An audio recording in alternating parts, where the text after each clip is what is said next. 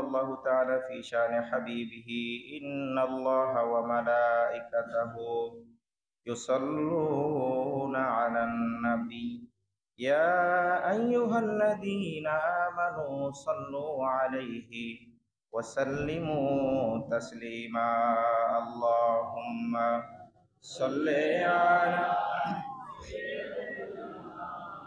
مولانا محمد وعلى آل سيدنا مولانا اللهم صل وسلم وبارك عليه। আল্লাহ পাক রব্বুল আলামিনের দরবারে লক্ষ কোটি শুকরিয়া আদায় করি যে আল্লাহ পাক রব্বুল আলামিন আমাদেরকে পবিত্র জুমার নামাজ আদায় করার উদ্দেশ্যে আল্লাহর ঘর মসজিদে আসার এবং বসার তৌফিক দিয়েছেন। সেজন্য সকলে উচ্চস্বরে কালিমাতুশ শুকর আদায় করে বলি আলহামদুলিল্লাহ। আরো শুকরিয়া আদায় করি যে আল্লাহ পাক রব্বুল আলামিন আমাদেরকে না চাইতে, বিনা দরখাস্তে, বিনা আবেদনে আখিরি নবীর উম্মত হিসেবে কবুল করেছেন। সেজন্য আবারও বলি আলহামদুলিল্লাহ। আমরা কোরআন এবং বিজ্ঞান নিয়ে আলোচনা করতেছিলাম। ইনশাআল্লাহ আজকে আলোচনা ইতি টানবো, পাশাপাশি সমসাময়িক কয়েকটি বিষয় নিয়ে আপনাদেরকে সতর্ক করব। কারণ বর্তমান ইসলাম এবং মুসলমানদের বিরুদ্ধে গভীর ষড়যন্ত্র চলছে। সাম্রাজ্যবাদীরা তারা চায় না যে ইসলাম এবং ইসলামপন্থী মুসলমানরা রাষ্ট্র পরিচালনা করুক, ইসলামী আইন অনুযায়ী দেশ পরিচালিত হোক। এটা যারা ইসলামের শত্রু তারা কোনোদিন চায় না। এজন্য প্রত্যেক জায়গায় মুসলমানরা নির্যাতিত, এবং যেখানে মুসলমানরা ইসলাম প্রতিষ্ঠিত করতে চেয়েছে, ইসলামের আইন বাস্তবায়ন করতে চেয়েছে, সেখানেই তাদের উপর আক্রমণ হয়েছে। এই বিষয়ে আপনাদেরকে কিছু কথা বলবো ইনশাআল্লাহ। সময় অতি অল্প, আমার পরীক্ষা ছিল যার কারণে দেরি হয়ে গেছে। আপনারা একটু টাইটলি শুনতে হবে, আমি খুব সংক্ষেপে কথাগুলি বলবো। আমরা যেই কথা বলতেছিলাম, আল্লাহ তাআলা কোরআনুল কারীম নাজিল করেছেন মানব জাতির হেদায়েতের জন্য, লিহিদায়াতিন নাসি মিনাজ যুলুমাতি ইলান নূর। আল্লাহ তাআলা মানুষকে অন্ধকার থেকে আলোর পথে পরিচালিত করার জন্য, ভ্রষ্টতার পথ থেকে আলোর পথে পরিচালিত করার জন্য আল্লাহ তাআলা কোরআনুল কারীম নাজিল করেছেন। আল্লাহ তাআলার উদ্দেশ্য নয় মানুষকে বিজ্ঞান শিক্ষা দেওয়া, কিন্তু এখানেও বিজ্ঞানীরা বিজ্ঞান খুঁজে পেয়েছেন। এটাই আমাদের কোরআনের সবচেয়ে বড় মুজিজা। জোরে বলুন সুবহানাল্লাহ। আল্লাহ তাআলা বলেন, একটি আয়াত খেয়াল করুন, ওয়ালাকাদ খালাকনাল ইনসানা মিন সুলালাতিন মিন তিন। আল্লাহ তাআলা মানুষকে মাটির নির্যাস থেকে সৃষ্টি করেছেন। সুম্মা জাআলনাহু নুতফা, আল্লাহ তাআলা সেখান থেকে নুতফা তৈরি করেছেন, অর্থাৎ পুরুষের যে স্পার্ম সেটি ফি করারিন মাকিন, সেই নুতফাকে আল্লাহ তাআলা স্থানান্তর করেছেন একটি সুরক্ষিত জায়গায়। বিজ্ঞানীরা বলতেছে এটা একদম সঠিক তথ্য, কারণ মায়ের গর্ভে যখন স্থানান্তর হয় সেই নুতফা, সে নাপাক পানির, সেটি এমন সুরক্ষিত জায়গা, অন্য কোথাও এরকম সুরক্ষিত জায়গা নাই। জোরে বলুন সুবহানাল্লাহ। আল্লাহ তাআলা এরপর বলতেছেন, সুম্মা খালাকনান নুতফাতা আলাকা, আমি তারপর এই নুতফাকে লটকিয়ে দিয়েছি।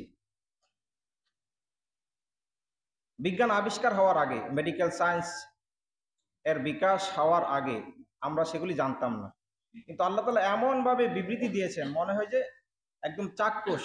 কারণ আল্লাহ তাআলার আয়ত্তের বাইরে কোনো কিছুই নাই। কথা বলেন ঠিক না বেঠিক? আল্লাহ তাআলা সব কিছুর উপর কুদরতওয়ালা, পর্যবেক্ষণকারী। আল্লাহ তাআলা সব কিছুই জানেন মানুষের ভিতরে কি হচ্ছে।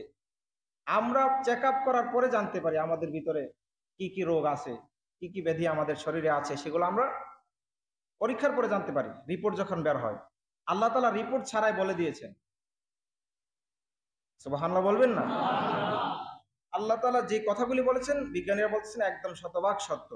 আল্লাহ তাআলা বলছেন, সুম্মা খালাকনান নুতফাতা আলাকা, আমি সেটিকে লটকিয়ে দিয়েছি। কোথায়? মায়ের যে গর্ভাশয়, গর্ভাশয়ের দেয়ালে, ছাদে আমি সেটিকে লটকিয়ে দিয়েছি। বিজ্ঞানও বলতেছে আপনারা যখন আলট্রাসোনোগ্রাম করবেন সেখানে দেখবেন প্লাসেন্টা নামে একটা রিপোর্টের মধ্যে একটা অপশন আছে। সেই প্লাসেন্টার মধ্যে দ্বিতীয় ধাপে এই যে পুরুষের স্পার্ম সেটিকে আল্লাহ তাআলা লটকিয়ে দেন। তারপরে ফাখলাকনাল আলাকাতা মুদগা, তারপর আল্লাহ তাআলা এই লটকানো যেই অংশটা সেটাকে আল্লাহ তাআলা চিবানো গোশতের মতো করে দেন। এটা কিরকম গোশত হবে, গোশতের শেপটা কিরকম হবে, আকৃতি কি হবে, সেটা সচক্ষে কেউ না দেখলে সে বলতে পারবে না। কি বলেন? মায়ের গর্ভে কি হচ্ছে সেটাকে আপনি আপাত দৃষ্টিতে আপনার চোখ দিয়ে দেখতে পারবেন? পারবেন না। পরীক্ষার পরে দেখা যায়, বিজ্ঞানীরা বলতেছেন তো আশ্চর্য তথ্য, সত্যি পরীক্ষা করার পরে দেখা গেল তৃতীয় স্টেপে এই যে চিবানো গোশত, আল্লাহ তাআলা এখানে লাহমুন শব্দ ব্যবহার করেন নাই। সুবহানাল্লাহ পড়বেন না? লাহমুন শব্দের অর্থ হচ্ছে কি গোশত, অংশ। আল্লাহ তাআলা মুদগা শব্দ ব্যবহার করেছেন চিবানো গোশত, চিউট ফ্ল্যাশ যেটাকে বলে। সেই চিবানো গোশতের মতো সেটা তৃতীয় স্তরে হয়ে যায়। বিজ্ঞানীরা আজ পরীক্ষা করার পরে বলতেছে কোরআনের এই তথ্য হুবহু সত্য। জোরে বলুন সুবহানাল্লাহ। এরপর আল্লাহ তাআলা বলেন যে ফাখলাকুনাল মুদগাতা ইদামান, আমি তারপর সেটাকে হাড্ডি রূপে তৈরি করি। ফাকাসাউনাল ইদামা লাহমা, তারপর এই হাড্ডিকে আমি গোশত দ্বারা বেষ্টিত করে সুম্মা আনশানাহু খালকান আখার, এরপর আমি সেটাকে অন্য একটি শেপে আমি রূপান্তর করে দিই। এই যে তৃতীয় ধাপ, চতুর্থ ধাপ পর্যন্ত, এর আগ পর্যন্ত যে ধাপগুলি বর্ণনা করা হয়েছে কোরআনুল কারিমে, এরপর আল্লাহ তাআলা বলতেছেন আমি তাকে অন্য একটি শেপ, আকৃতি আমি তাকে দেই। বিজ্ঞানীরা বলতেছেন এই থার্ড স্টেপ পর্যন্ত মানুষ হোক, পশু হোক, গরু হোক, ছাগল হোক, ভেড়া বকরি যাই হোক, প্রত্যেকেরটা সেম থাকে। সুবহানাল্লাহ বলবেন না? এরপরে চতুর্থ স্টেপে সুম্মা আনশানাহু খালকান আখার, আমি তারপর অন্য একটি শেপ দিই। সেই মানুষ হলে মানুষের শেপ পায়, গরু হলে গরুর মতো শেপ আকৃতি আমি আল্লাহ তাআলা তৈরি করে দেই, ছাগল হলে ছাগলের শেপ আমি আল্লাহ তাআলা তৈরি করে দিই। যেটা বিজ্ঞান আবিষ্কার হওয়ার আগে কল্পনাই করা ছিল না, কল্পনা করার প্রশ্নই ওঠে না। কোরআন যে বিজ্ঞানময়, কোরআন বিজ্ঞান আবিষ্কার হওয়ার পরে বলা হচ্ছে যে এই কোরআন বিজ্ঞানময়, এই কোরআন মানব রচিত কোনো গ্রন্থ হতে পারে না, এটা আল্লাহর কালাম। এই জন্য কোরআনুল কারিমের আবেদন সত্য, এই কোরআনুল কারিমের প্রত্যেকটি কথা সত্য। আমাদের কি কোরআনুল কারিম মনে প্রাণে বিশ্বাস করতে হবে, শুধু মুখের মধ্যে না, পড়ার মধ্যে সীমাবদ্ধ থাকলে হবে না। এই কোরআনুল কারিমকে আমাদের জীবনে বাস্তবায়ন করতে হবে, বাস্তবে রূপ দিতে হবে। এই কোরআনুল কারিম অনুযায়ী আমাদের জীবন গঠন করতে হবে। জোরে বলুন সুবহানাল্লাহ। আরেকটি আয়াত আল্লাহ তাআলা বলতেছেন আল ওয়ালিদাতু ইউরদিউনা আওলাদাহুন্না হাওলাইন, খুব খেয়াল করেন যে সন্তানের মায়েরা ইউরদিউনা আওলাদাহুন্না, তাদের সন্তানকে দুধ পান করাবে হাওলাইনি কামিলাইন, পূর্ণ 2 বছর। কয় বছর? 2 বছর পর্যন্ত। বিজ্ঞান আবিষ্কৃত হওয়ার আগে অনেকেই যারা শরীরের প্রতি যত্নবান, অনেক মায়েরা আছে সন্তানদেরকে এই হক থেকে বঞ্চিত করে, দুধ পান করায় না, ফিডারের মাধ্যমে দুধ খাওয়ায়। তাদের স্বাস্থ্যহানি হতে পারে, চেহারা নষ্ট হয়ে যাবে, আরো বিভিন্ন কারণে শরীর দুর্বল হয়ে যাবে।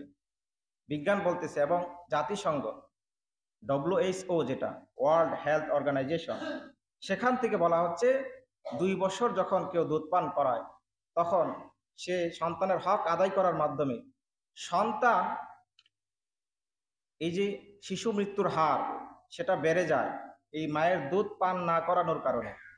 এবং মায়েদের বিভিন্ন ধরনের রোগ ব্যাধি শরীরের মধ্যে হয়, এর মধ্যে একটি হচ্ছে ব্রেস্ট ক্যান্সার। আরো অনেক কারণ আছে, এর মধ্যে একটি কারণ হচ্ছে এটা, সন্তানকে দুধ পান না করানোর কারণে ব্রেস্ট ক্যান্সারের মতো এই রোগ ব্যাধি আপনার শরীরের মধ্যে, এই মরণঘাতী ক্যান্সার আপনার শরীরে হতে পারে। এই জন্য আল্লাহ তাআলা বলছেন 2 বছর যেন সন্তানকে দুধ পান করায়। এরপর আল্লাহ তাআলা বলতেছেন অন্য একটি আয়াতের মধ্যে ওয়াফিসালুহু ফি আমাইন, সূরা লুকমানের 14 নম্বর আয়াতে, যে তাকে যেন সন্তানকে যেন পূর্ণ 2 বছর পর্যন্ত দুধ পান করায়।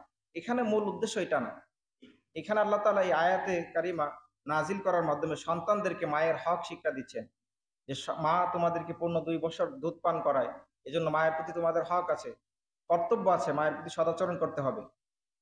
এই কথা বারবার বলা হয়েছে, কিন্তু এখানে পরোক্ষভাবে বিজ্ঞান চলে এসেছে। কিরকম? অন্য একটি আয়াতে খেয়াল করুন, আল্লাহ তাআলা বলতেছেন ওয়াসাইনাল ইনসানা বিওয়ালিদিহি ইহসানা, আমি মানুষদেরকে উপদেশ দিলাম মানুষরা যেন মা বাবার প্রতি সৎ ব্যবহার করে।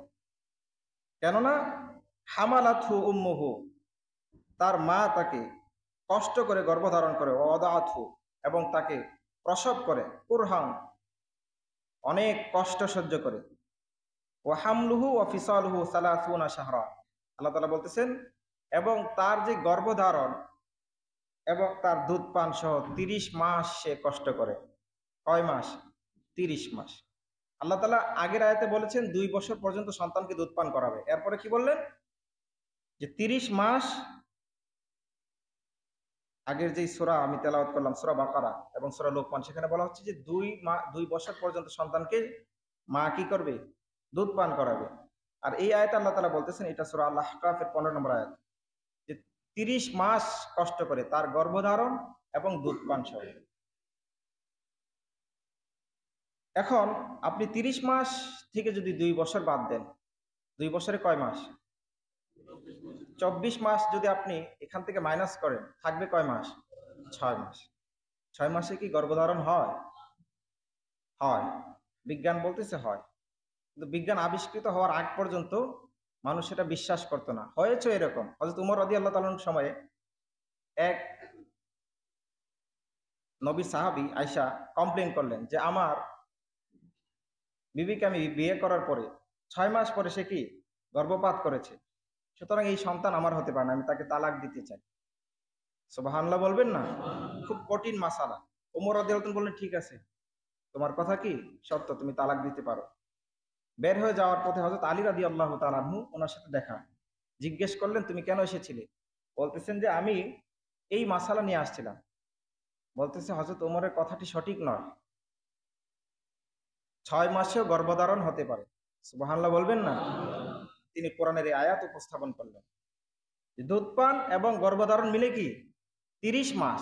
বিজ্ঞান সেটা বলতেছে, জাতিসংঘ থেকেও সেটা বলা হয়েছে যে 6 মাসেও একজন মা তার সন্তানকে সুস্থভাবে এই দুনিয়াতে তার সন্তান প্রসব করতে পারে। এই জন্য আগের যুগের যে ইমামরা ছিল, 4 ইমাম একমত। ওনারা কতটা বিচক্ষণ ছিলেন!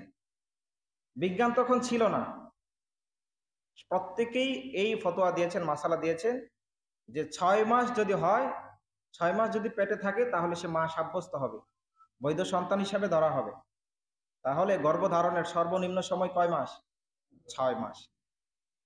এবং আরেকটি মাসালা হচ্ছে, 6 মাস যদি মায়ের গর্ভে থাকে, এরপর যদি সে প্রসব করে সন্তান আসে, তার জানাজা করতে হবে। এর কম সময় হলে কি জানাজা করতে হবে না। এই চমৎকার মাসালা ইমামরা দিয়েছেন। তো আজকে বিজ্ঞান আবিষ্কৃত হয়েছে অতি সাম্প্রতিক সময়ে, কিন্তু এই তথ্য কোরআনুল কারিমে প্রায় 1500 বছর আগে দেওয়া। জোরে বলুন না সুবহানাল্লাহ। বিজ্ঞান আবিষ্কৃত হওয়ার ফলে আমাদের এই কোরআন বোঝা সহজ হয়ে গেছে। এই জন্য আমরা প্রত্যেকেই কোরআনকে আমাদের গাইডলাইন হিসেবে, গাইড বুক হিসেবে আমাদের জীবনে গ্রহণ করব ইনশাআল্লাহ। আরেকটি আয়াত খেয়াল করি, আল্লাহ তাআলা সূরা আল কিয়ামার 37 থেকে 40 নম্বর আয়াতে বলতেছেন, আলাম ইয়াকুন নুতফাতাম মিন মানিয়্যিন ইউমনা। তারা কি খেয়াল করেন আমি তাদেরকে নাপাক পানি থেকে তৈরি করলাম। সুম্মা কানা আলাকাতান, এরপর তাকে সেটিকে আমি মায়ের গর্ভাশয়ে প্লাসেন্টার মধ্যে লটকে দিলাম। ফাখালাকা ফাসাওয়া, আমি তাকে সৃষ্টি করলাম স্বয়ং সম্পূর্ণভাবে। ফাজআলা মিনহু যাওজাইনি যাকারা ওয়াল উনসা।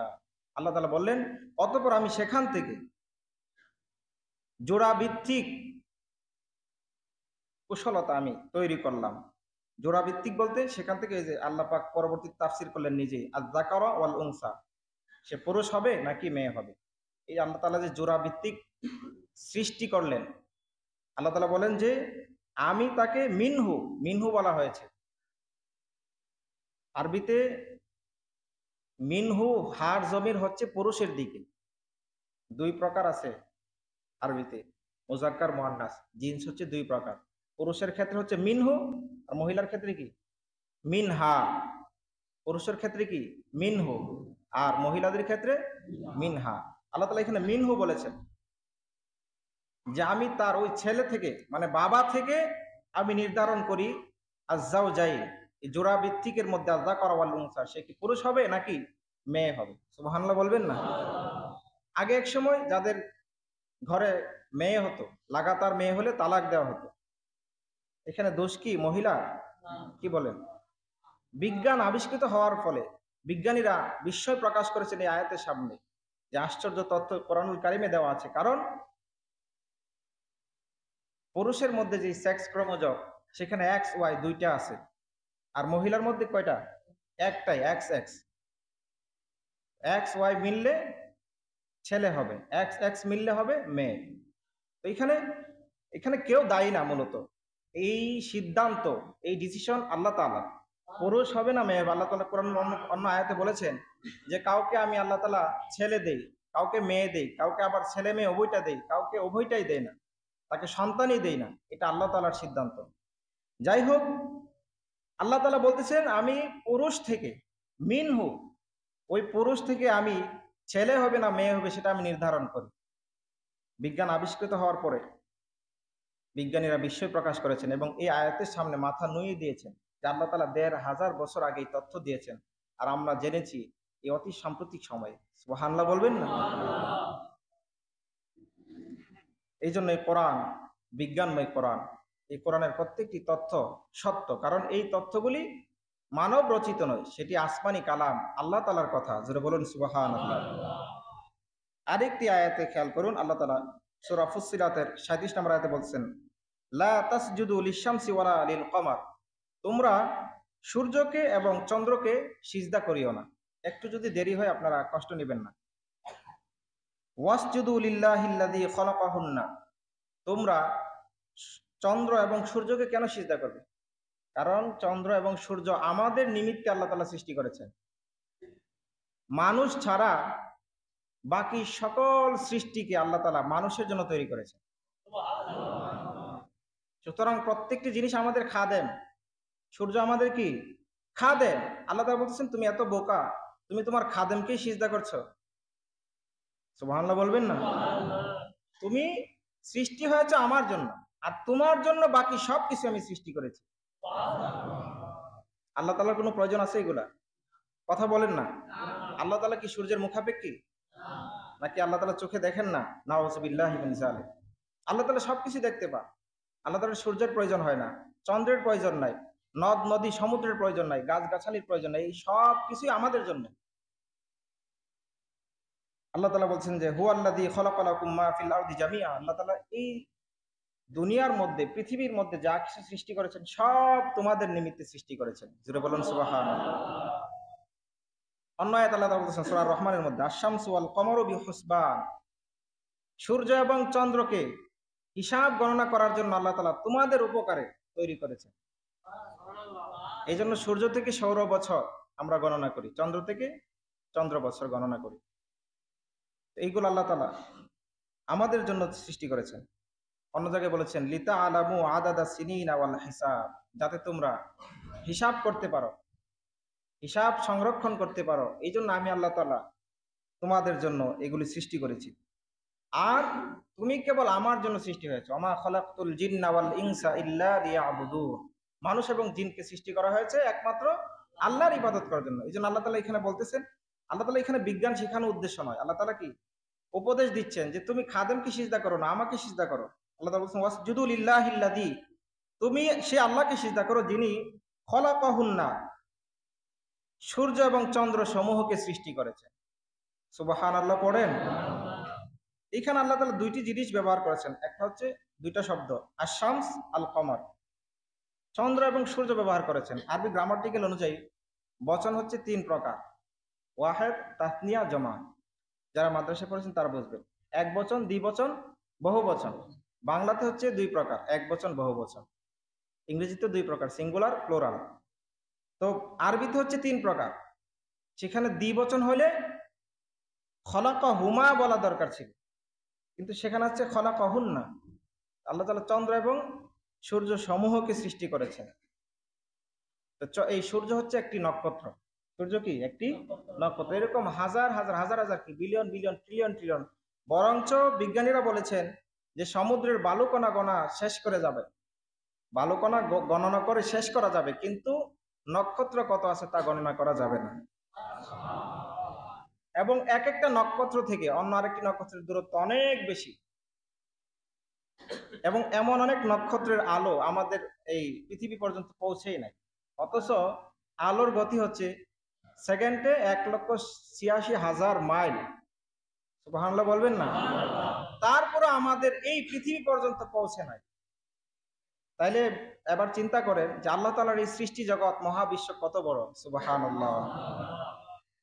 আল্লাহ তাআলা বলতেছেন এখানে চন্দ্র এবং সূর্য সমূহ। বিজ্ঞানীরা যারা জ্যোতির্বিজ্ঞানী, তারা আশ্চর্য প্রকাশ করেছে যে এই তথ্য আমরা এই কয়েকদিন আগে জেনেছি। অতি সাম্প্রতিক সময়ে কিন্তু এই তথ্য কোরআনুল কারিমে প্রায় ১৫০০ বছর আগে দেওয়া হয়েছে। জোরে বলুন সুবহানাল্লাহ। অনেকে গ্রামাটিক্যাল ভুল ধরতে চেষ্টা করে কোরআনুল কারিমে, নাউজুবিল্লাহ বলবেন না।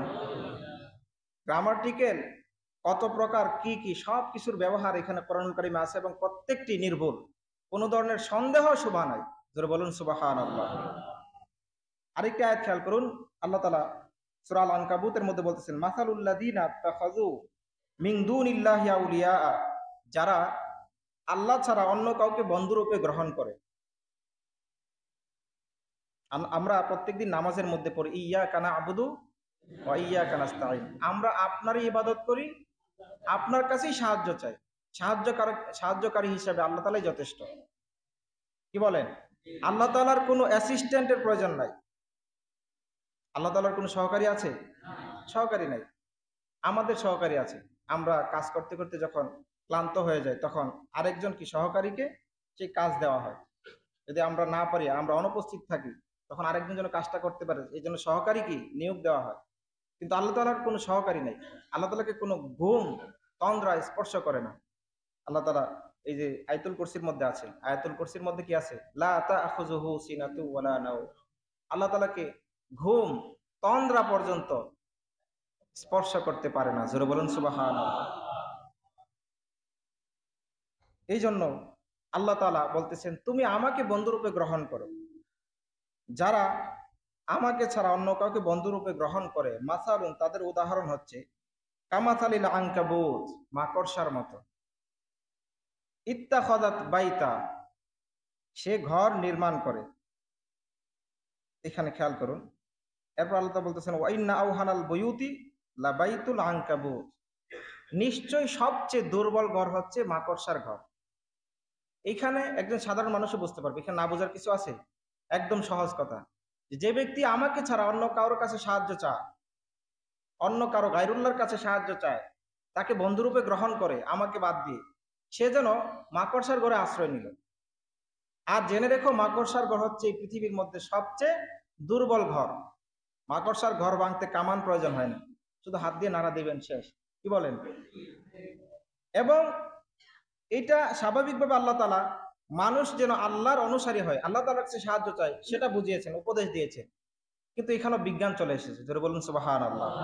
এখানে একটি শব্দ আছে ইত্তাখাযাত। আরবিতে আপনাদেরকে আগে বলেছি যে লিঙ্গ জিন্স হচ্ছে দুই প্রকার, মুযাক্কার মুআন্নাস, পুংলিঙ্গ স্ত্রীলিঙ্গ। এখানে আল্লাহ তাআলা স্ত্রীলিঙ্গ ব্যবহার করেছেন, ইত্তাখাযাত। ইত্তাখাযা বলেন নাই। ইত্তাখাযাত মানে হচ্ছে যে মহিলা মাকড়সা সে গড় নির্মাণ করে। বিজ্ঞানীরা গবেষণা করলো, যে প্রাণী বিজ্ঞানী, তারা গবেষণা করে দেখলো যে এই মাকড়সা যে জাল বুনে, সেটা পুরুষ মাকড়সা নয়, সেটা হচ্ছে মহিলা মাকড়সা। সবাই সুবহানাল্লাহ বলবেন না? এরপরে বিজ্ঞানীরা আরো গবেষণা করে দেখলো যে পুরুষ মাকড়সা যখন মহিলা মাকড়সার সাথে মিলিত হয়, প্রজনন প্রক্রিয়া শেষ হওয়ার পরে পুরুষ মাকড়সাকে মেরে ফেলা হয়। তো যেই পুরুষ মাকড়সা, পুরুষ তো ঘরের কর্তা, কি বলেন? পুরুষ ঘরের কর্তা না? এখন সেই কর্তাকে মেরে ফেললো, কর্তারই তো নিশ্চয়তা নাই সেই ঘরের মধ্যে থাকার মতো কোনো সুযোগ নাই। দেখবেন মাকড়সার ঘরের মধ্যে মাকড়সা কয়টা? দুইটা। কয়টা? একটা। সেই মাকড়সা থেকে বাচ্চা হয় না? বাচ্চা কেমনিতে হয়ে যায়? প্রজনন প্রক্রিয়া সম্পন্ন হওয়ার পরে সে পুরুষ মাকড়সাকে মেরে ফেলে। সুবহানাল্লাহ বলবেন না? এটা বিজ্ঞানীরা বলতেছে, কোরআন কারিমের কথা না। আল্লাহ তাআলা বলতেছে, তুমি সেখানে আশ্রয় নিচ্ছ যেখানে তার কর্তা, যার ঘর, তারই থাকার নিশ্চয়তা নাই। আর তুমি সেখানে যদি আশ্রয় নাও, তাহলে তো কোনো তোমার সুযোগই নেই। আর সেটা এমন দুর্বল ঘর, সেখানে অবস্থান করার কোনো সুযোগ নাই, সেটা তোমাকে রক্ষা করতে পারবে না। আপনার সমুদ্রের মধ্যে 10 নাম্বার সিগন্যাল চলতেছে, 10 নাম্বার সিগন্যাল দেওয়ার পরে আপনি তো ওই রকম স্থানে যাবেন যেখানে গেলে আপনি নিরাপদে থাকবেন। আপনি যদি অতিশয় দুর্বল এবং উপকূলের মধ্যে একটি ঘরের মধ্যে আপনি থাকেন এবং সেটি দুর্বল, তাহলে কি আপনি বাঁচতে পারবেন? পারবেন না। এটা কোনো জ্ঞানী মানুষের কাজ হতে পারে না। আল্লাহ তাআলা সেটাই বলতেছেন যে তুমি আমাকে ছাড়া, আমি আল্লাহকে বাদ দিয়ে যখন অন্য কাউকে বন্ধু হিসেবে গ্রহণ করো, তোমার উদাহরণ হচ্ছে তার মতো, মাকড়সার মতো। তুমি যেন মাকড়সার ঘরে আশ্রয় নিলা। বিজ্ঞানীরা বলেছেন, যেখানে বৈজ্ঞানিক থিওরি চলে এসেছে, আল্লাহ তাআলা বলে দিয়েছেন ইত্তাখাযাত বাইতা, যে মহিলা মাকড়সাটি সে ঘর নির্মাণ করে জাল বুনে। সেটা বিজ্ঞান আবিষ্কার হওয়ার আগ পর্যন্ত কেউ বলতে পারতো না, কিন্তু বিজ্ঞান আবিষ্কার হওয়ার পরে বিজ্ঞানীরা বিস্ময় প্রকাশ করেছেন এবং তারা সারেন্ডার করেছেন যে কোরআন সত্য, কোরআন আল্লাহর কালাম। জোরে বলুন সুবহানাল্লাহ। আরেকটি আয়াত আছে, সেটি হচ্ছে, আমি সংক্ষেপে বলে ফেলি, সময় অনেক শেষ হয়ে গেছে, ওভার হয়ে যাচ্ছে। ওমা মিন দাব্বাতিন ফিল আরদি ইল্লা ওয়ালা তাইরিন ইয়াতিরু বিজানাহিহি ইল্লা উমামুন আমসালুকুম। আল্লাহ তাআলা বলতেছেন যে আল্লাহ তাআলা দুনিয়াতে, এই পৃথিবীতে যত সৃষ্টি আল্লাহ তাআলা সৃষ্টি করেছেন, এবং আল্লাহ তাআলা পাখির উদাহরণ দিয়েছেন। এই যে পাখিরা আমাদের মাথার উপরে উড়ে বেড়ায়, আল্লাহ তাআলা বলতেছেন যে অন্য আয়াতের মধ্যে আসতেছে, সূরা মুলকের মধ্যে আসতেছে, আওয়ালাম ইয়ারাউ ইলা তাইরি ফাওকাহুম সাফাতিন ওয়া ইয়াকবিদ। আল্লাহ তাআলা বলতেছেন যে তোমরা কি খেয়াল করো না, তোমাদের মাথার উপর দিয়ে পাখিরা উড়ে যায়। মা ইউমসিকুহুন্না ইল্লার রহমান, কে তাদেরকে অটোমেশন পদ্ধতি, তাদেরকে অটো পাইলটের ব্যবস্থা তাদেরকে কে করেছেন? ইল্লার রহমান, আমি রহমান আল্লাহ তাআলা। জোরে বলুন সুবহানাল্লাহ। বিজ্ঞানীরা এই আয়াত নিয়ে গবেষণা করলো, গবেষণা করে দেখলো যে পাখিরা অটোমেশন পদ্ধতিতে, অটো পাইলট সিস্টেমে তারা কি করে, আকাশের মধ্যে ওড়ে। এবং সেখানে স্পষ্ট করে আরেকটি বিষয় নিয়ে আসছেন বিজ্ঞানীরা, সেটা হচ্ছে যে অতিথি পাখি। অতিথি পাখি কিন্তু আমাদের দেশের না। অতিথি মানে কি? যে বেড়াতে আসে, নাকি? একদম ইউরোপ থেকে, কত দূরে না, ইউরোপ থেকে, সাইবেরিয়া থেকে সেই অতিথি পাখিগুলি বাংলাদেশে আসে। আসার পর আবার নির্দিষ্ট সময় কি সেটা চলে যায়। এবং বিজ্ঞানীরা বলতেছে তারা যে আসে, একদম এই আসার যে শেপটা, আকৃতি, সেটা হচ্ছে 8, ইংরেজিতে 8, বাংলাতে 4, এই আকৃতিতে তারা আসে, আবার সেখানে চলে যায়। এই যে আসার শুরুতে আল্লাহ তাআলা অটোমেশন সিস্টেম দিয়ে দিলেন, এই অটো পাইলটের যে ব্যবস্থা করলেন, এটা এখন, এই ধারণাটা এখন আপনার বিশ্বাস করতে সহজ হয়েছে যখন ওই যে ফ্লাইট আবিষ্কার হয়েছে। ফ্লাইটের মধ্যে অটোমেশন সিস্টেম এখন চালু হয়ে গেছে। আগে এক সময় কোন দিক দিয়ে যাবে বিমান, কত ঘন্টা পরে গিয়ে কোন স্টেশনে থামবে, সেগুলা তারা, যারা পাইলট আছে তারা করতো, নির্ণয় করতো। এখন আগে থেকে সেটিং দেওয়া হয়, সেটিং করে দেয়, এবং তারা আঁকে উপর দিয়ে যে কত দূরত্বে, কত অ্যাঙ্গেলে এই বিমানটা চলবে, কত গতিতে চলবে। এটা অটোমেশন পদ্ধতিতে পাইলট সেটা সেট করে দিয়ে তিনি শুধু বসে থাকেন। এই জন্য অনেক সময় দেখবেন যে পাইলটরা ঘুমাচ্ছে, ঘন্টার পর ঘন্টা যখন রানিং করে বিমান, দেখবেন পাইলট, কো পাইলট তারা ঘুমাচ্ছে। কারণ হচ্ছে তারা যে আগে থেকেই যে অটো পাইলট সিস্টেম দিয়ে রাখছে, সেই নির্দেশনা মোতাবেক বিমান গিয়ে নির্দিষ্ট স্থানে গিয়ে থামবে। এবং যেইভাবে তারা পূর্ব পরিকল্পিতভাবে যেই সীমানা দিয়েছে, যেই অ্যাঙ্গেলে, যেই গতিতে তারা সেটিং করে দিয়েছেন, সেভাবেই সেই বিমানটাকে আকাশে উড়বে। আল্লাহ তাআলা বলতেছেন যে অটোমেশন সিস্টেম আমি যে পাখির মধ্যে দিলাম, সেটা থেকে তোমরা কি আমার কুদরত অনুধাবন করতে পারো না? আমি যে পাখিদেরকে অটোমেশন সিস্টেম দিলাম, অটো পাইলটে তারা ওখান থেকে আসে, আবার ঠিক সময়ে আমি আল্লাহ তাআলা যখন আদেশ করি সেখান থেকে আবার সে একই সিস্টেমে ওই জায়গাতে সে ফিরে যায়। জোরে বলুন সুবহানাল্লাহ। এই জন্য কোরআন সত্য, কোরআনের আবেদন সত্য, এই কোরআনকে অস্বীকার করার কোনো সুযোগ না। এ কোরআন সত্য বিদায় মানুষ বিভিন্ন জায়গা থেকে দলে দলে মুসলমান হচ্ছে, মুসলমানের সংখ্যা দিন দিন বৃদ্ধি পাচ্ছে। এই জন্য বিধর্মীদের ঘুম নাই। কথা বলেন ঠিক না বেঠিক?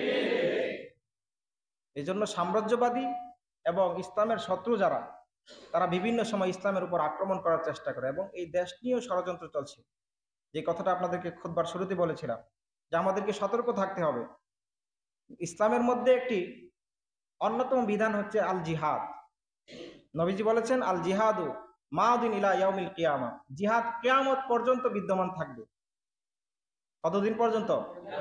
কিয়ামত কি এখন হয়ে গেছে? আমরা শুধু জায়নামাজ নিয়ে বসে থাকলে হবে না। ইসলাম এবং মুসলমানদেরকে নিয়ে গভীর ষড়যন্ত্র চলছে। যখনই এই দেশে ইসলামী আইন কানুন, ইসলামী আইন প্রতিষ্ঠার ক্ষেত্র তৈরি হচ্ছে, তখনই বিধর্মীরা গভীরভাবে ষড়যন্ত্র লিপ্ত হয়েছে। সেখানে আমাদেরকে সতর্ক থাকতে হবে। যেমন আমাদের কিছুদিন আগে অ্যাডভোকেট আলিফ, আমার ভাই, মুসলমান ভাই, সে কি কাউকে হত্যা করেছে? কথা বলেন না, কাউকে হত্যা করেছে? হত্যা করে না। আপনি তো হত্যা করতে, তারপরও বিচার আছে, আপনি তাকে হত্যা করতে পারেন না, বাংলাদেশে আইন আছে। কিন্তু তাকে পশুর মতো জবাই করা হয়েছে, জবাই করে শহীদ করে দেওয়া হয়েছে। অথচ 90% মুসলমান এই দেশে বসবাস করে। এই জন্য আমাদের অনেক বড় আকাবিররা বলেছেন, বড় বড় আকাবিররা বলতেছেন যে এদেশে বিধর্মীরা যেভাবে আছেন, যেভাবে অবস্থান করতেছেন, মায়ের পেটের মধ্যে যেভাবে বাচ্চা অবস্থান করে একদম নিরাপদ সেভাবে অবস্থান করতেছে, কিন্তু সেই তুলনায় আমরা নিরাপদে নাই। এই বিষয়ে সচেতন থাকতে হবে সব সময়। এখন আর ডিভাইড হওয়ার, বিচ্ছিন্নভাবে থাকার সুযোগ নাই। বিচ্ছিন্ন হওয়ার কারণেই বিধর্মীরা ইসলাম এবং মুসলমানদের উপর আক্রমণ করতেছে। কথা বলেন ঠিক না বেঠিক? এখন আমাদের সামনে ক্ষেত্র তৈরি হয়ে গেছে বাংলাদেশে ইসলামী আইন প্রতিষ্ঠা করার, ইসলামী দল ক্ষমতায় আসার, কিন্তু সেই সুযোগ তৈরি হয়েছে। কথা বলেন ঠিক না? সেটাকে ধরে রাখতে হবে। এই যে বললাম 90% মুসলমান, 90% মুসলমানের দেশে যদি বিধর্মীরা আপনার মাথায় বসে কাঁঠাল ভেঙে খায়, সেটা কি সহ্য করা যায়? সহ্য করা যায়? তো সেই সুযোগটা তো আমরাই তৈরি করে দিচ্ছি। ইসলামী ইসলামী যে জনসংখ্যা, মুসলমানদের যে জনসংখ্যা, সেটি 90%, প্রায় 90%, 88% আর কি। তো সেখানে আমরা ইসলামী দল আছে 90-এর উপরে। তখন কি হয়ে গেল? 1% হয়ে গেল। কারণ একটা মুসলমান দল, একটা ইসলামী দল আরেকটা ইসলামী দলকে সে দেখতে পারে না। বিধর্মীকে সহ্য করতে পারে, কিন্তু ইসলামী দলকে সে সহ্য করতে পারে না। এটা কি বর্তমানে বাস্তব না? এই যে ডিভাইডেশন, বিচ্ছিন্নতার কারণেই মুসলমানরা নির্যাতিত, নিষ্পেষিত। এবং আমার ভাই অ্যাডভোকেট আলিফ, তাকে জবাই করে হত্যা করা হয়, শহীদ করে দেওয়া হয়, এটা আমাদের বিচ্ছিন্নতার কারণে। কথা বলেন ঠিক না বেঠিক? এই জন্য এক থাকতে হবে। আমাদের কোরআন এক, আমাদের কিবলা এক, আমাদের আল্লাহ এক, আমাদের নবী এক। কথা কন ঠিক না বেঠিক? তো আপনার বিচ্ছিন্ন হওয়ার কোনো সুযোগ নাই। আপনারা কি চান না যে এই দেশে ইসলামী আইন বাস্তবায়ন হোক? কি বলেন, চান না? এই জন্য এখনো সুযোগ আছে, এখনো সময় অনেক বাকি আছে। যখন সময় চলে যাবে তখন আফসোস করবেন। এই জন্য এক হয়ে যান, প্রত্যেক মুসলমান এক থাকতে হবে। আল্লাহ তাআলা বলতেছেন যে ওয়াতাসিমু বিহাবলিল্লাহি, আল্লাহর রশিকে তোমরা শক্তভাবে ধরো এবং একত্রিত থাকো। ওয়ালা তাফাররাকু, তোমরা বিচ্ছিন্ন হয়ে যেও না। বিচ্ছিন্ন হলেই বিপদ আসবে। এই জন্য আমাদের উপর বিপদ আসতেছে, আমরা আজকে নির্যাতিত, নিষ্পেষিত। আল্লাহ তাআলা বলতেছেন কোরআনুল কারীমের মধ্যে, সূরা আম্বিয়ার মধ্যে বলেছেন যে আন্নাল আরদা ইয়ারিথুহা ইবাদিয়াস সালিহুন, এই ভূমি, এই জমিন আল্লাহ তাআলার জন্য। এই ভূমি, এই জমিন আল্লাহ তাআলা সৃষ্টি করেছেন। আল্লাহ তাআলা হচ্ছে এই জমিনের মালিক, এবং এই জমিনের ওয়ারিস বানিয়ে দিয়েছেন আল্লাহ তাআলা মুসলমানদেরকে। জোরে বলুন সুবহানাল্লাহ। ইয়ারিথুহা ইবাদিয়াস সালিহুন, যারা নেককার বান্দা, যারা আল্লাহকে বিশ্বাস করে, আল্লাহর আইন কানুন যারা মেনে চলে, আল্লাহ তাআলার উপর যারা আস্থাশীল, সেই সালেহ বান্দাদের জন্য আল্লাহ তাআলা এই জমিনকে উত্তরাধিকার সূত্রে আল্লাহ তাআলা দান করে দিয়েছেন। জোরে কোন সুবহানাল্লাহ। সুতরাং আপনার জমিনে আপনি আপনার ইসলামের কথা বলতে পারেন না, সত্যের কথা বলতে পারেন না। কেন বলতে পারেন না? এই যে বিচ্ছিন্ন হয়ে থাকার কারণে। আল্লাহ তাআলা আমাদের সকলকে এক হয়ে থাকার তৌফিক দান করুন। এবং সকল মুসলমান এক থাকলে কোনো বিধর্মী শক্তি, ইসলাম বিরোধী অপশক্তি, সাম্রাজ্যবাদী কোনো শক্তি এই দেশ নিয়ে ষড়যন্ত্র করবে না, আপনার ভূমি নিয়ে ষড়যন্ত্র করবে না, আপনার ইসলাম নিয়ে ষড়যন্ত্র করবে না। আল্লাহ তাআলা আমাদের সকলকে এক থাকার তৌফিক দান করুন। সকল বলুন আমিন। ওয়া মা আলাইনা ইল্লাল বালাগ। যারা সুন্নত পড়েন নাই 4 রাকাত ক্বাবলাল জুমা পড়ে নেন।